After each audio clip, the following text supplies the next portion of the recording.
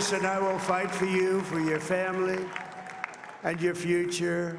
Every single day I will be fighting for you, and I will not rest until we have delivered the strong, safe, and prosperous America that our children deserve and that you deserve. Donald Trump scored a decisive victory in a deeply divided nation to become the 47th president of the United States. Trump ultimately won over voters with grand promises to improve the economy, block the flow of immigrants on the southern border. And in today's Justice Gap, we want to take a look at what a second Trump presidency could mean for Black and brown communities. And to have that conversation, we're bringing in our friend Alton Dillard, an election communications expert, unaffiliated voter. You've been following this stuff for decades, and we always appreciate your opinion. I want to start talking about the voter, the Black, the brown voter, and how they voted in this election, because AP just yesterday did come with some preliminary numbers, and they essentially say, according to these polls, 16% of Black people voted for Donald Trump.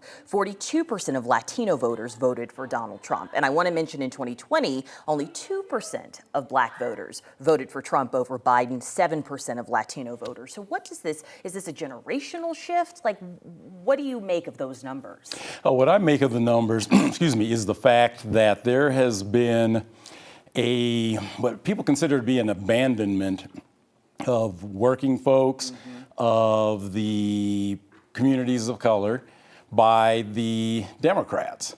The Democrats used to be the party of the working stiff. They used to be the party of, urban America.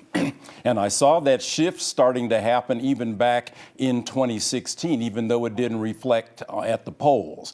I actually participated in a Black Equity Summit pretty recently, and that was one of the discussions, because you remember about 10 days pre-election, all of a sudden there's all this concern about the Black vote and the Black male vote at the 11th hour, and I think folks just got tired of it. And then to your part about the economic issues, there are a lot of people who are tired of paying $85 for 2 bags of groceries, and I think that is something else that factored into this. Yeah, when you think about what it takes to take care of your family, the basic stuff like groceries, right? Like that truly does factor in when you go into the polls and you make your voice heard. I also want to talk about some of these campaign promises, right? Because we heard Donald Trump touting the fact that he was going to come into cities like Aurora, like Springfield, and do these mass deportations, promise that when he was here to the people of Aurora at the Gaylord of the Rockies just a few weeks ago. He also promised these, sweeping immunity for police officers. Are these just things you say on the campaign trail to get into office, or do you think these are things that he actually follows through with? There are going to be attempts to follow through. And see, one of the things, we get a little bit of amnesia sometimes. People have forgotten the contract with America from back in the mid-90s. And so essentially Project 2025 is that on steroids. So what's going to occur is this is where it's really going to fall to the states and municipalities, et cetera, to sort of be the backstop.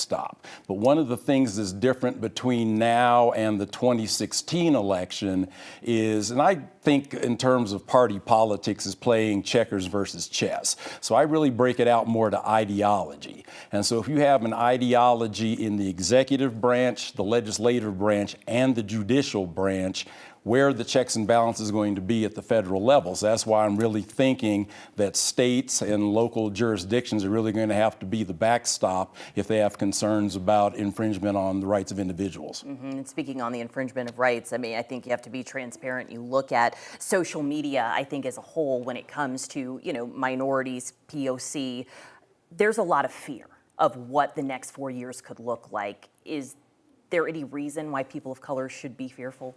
Well, the thing that's so interesting to me across the human rainbow is the fact that there is, again, more amnesia. People woke up to the America that I've lived in for 60 years.